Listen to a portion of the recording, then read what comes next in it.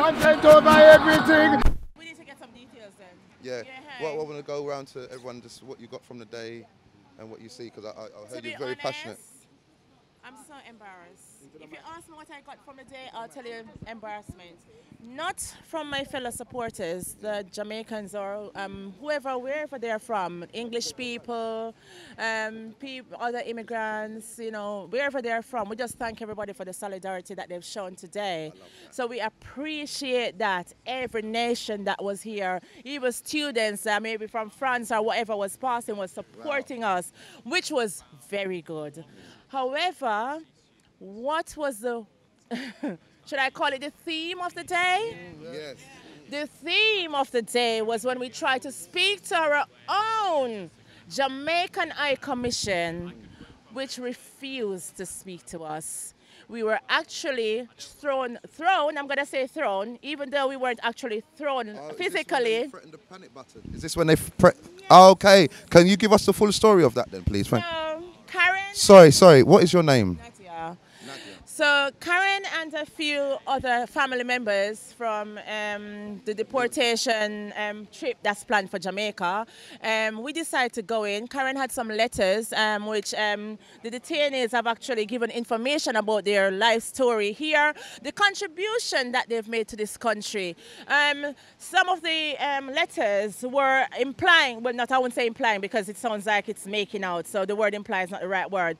Some of the letters were actually stating the importance of one particular, I don't know his name, but one particular person who is meant to be deported, who was a social, a youth worker. Yes, that's Owen Harris. Yeah. That's Owen Harris, I think. Owen Harris, who was a youth worker, who have been an inspiration to people in this country, children overall, who are suffering in many ways. I will just say probably from homelessness, from mental health issues, from family stories. He has been inspiring, and disability, may I not forget. He has been inspiring these people, these children. Now, to hear that someone who has been an inspiration to the society has made one mistake, and because of one mistake, he has not got the chance to get himself back together. No, you just think that you're going to sign this person off. The person is not dead. When you sign someone off, it's when they're dead. And I think it's wrong what they're doing. So, you know, it's sad. It's sad. So from the day, you've actually given quite a good synopsis. But going forward, what do you think that we can get from here? Because there's a lot of people here. Going forward. First of all, going forward, we'd like Theresa May to listen to us today. Okay, let us know. I would like Theresa May to pause Brexit. Yeah? Pause on Brexit right now. We've got a serious issue of Jamaicans in particular that is intended to be deported between the 6th and the 17th of February 2019. However, these people have no homes to go back to. So I don't understand if when they get back to Jamaica, if they will be kept in a cell, or I don't know exactly what is going to happen to these people. Well, what normally happens, they're thrown out to their families and they haven't connected with their families. That's what I'm saying. A lot of them haven't got the families, and the families that they have got, they may not be ready for. And you know how it goes. When you get deported as a Jamaican, it's a cultural thing to be embarrassed. That is exactly true. At the moment, not only that you're going to be embarrassed about going back to Jamaica after being deported, it's also a situation where some people have been in situations there where they've been tortured before, where they've been brutalized before. Example, my cousin who was tortured and brutalized in Jamaica and is now sent back at risk of going back to Jamaica to die. So it's a lot of questions that is there to be asked, a lot of questions to be answered, and we'd like to get answer from the Home Office. We'd like to hear from, I don't even know what that man is. Javid. I don't even know. Savage Javid. So we'd like to get some answer from Savage Javid. Whatever he has done for the Windrush, I'm not going to say we don't appreciate whatever you've done since you've been. No, but they have not done, you see, they haven't done enough. that was done, I will agree with you that it hasn't done enough. He has a long way to go. But at the moment, I'm going to ask him again.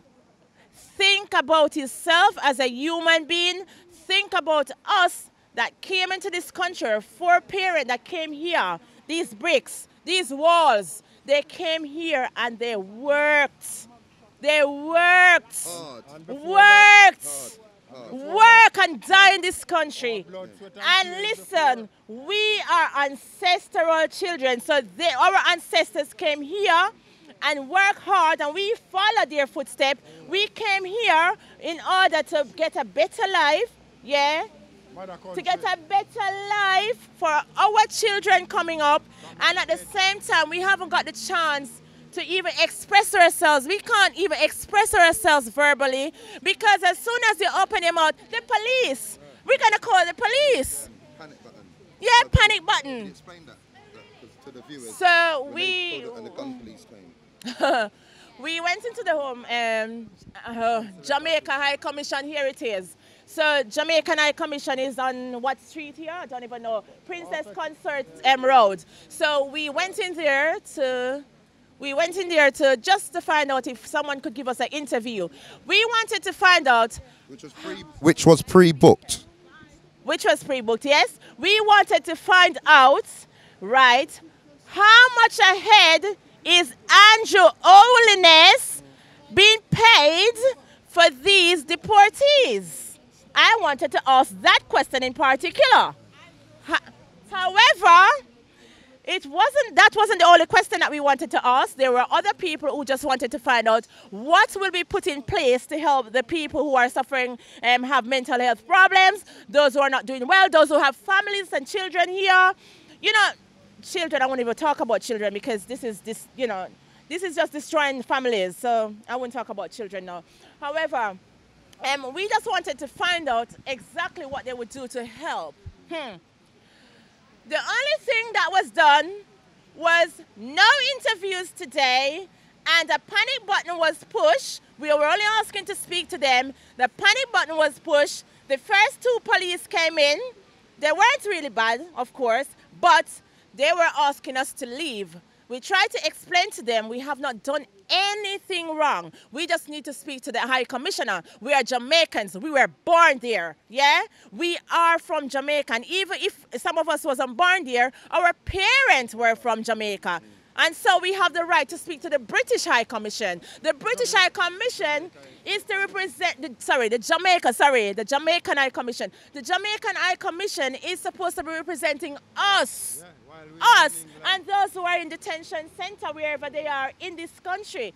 However, they refuse to speak to us, refuse to give us a date to, so that they would speak to us. And nothing has happened, but the receptionist, which is a black woman in there, was very, very rude and hostile. Wow. Police come down with guns and them things to imitate we. Yes. That we don't like, you know.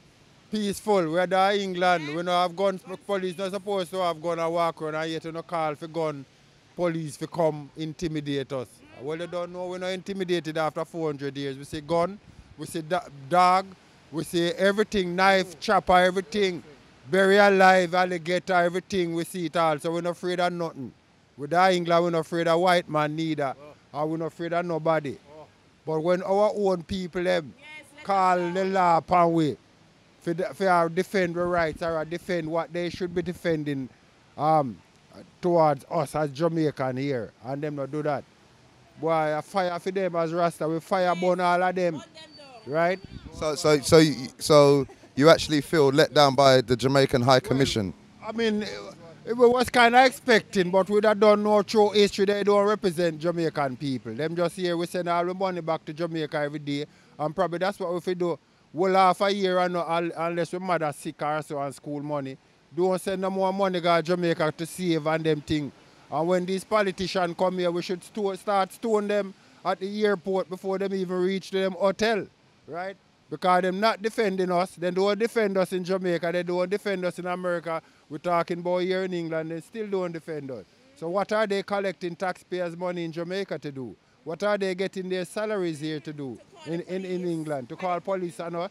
You wouldn't find an Indian consulate do that for their Indian national. You wouldn't find Chinese.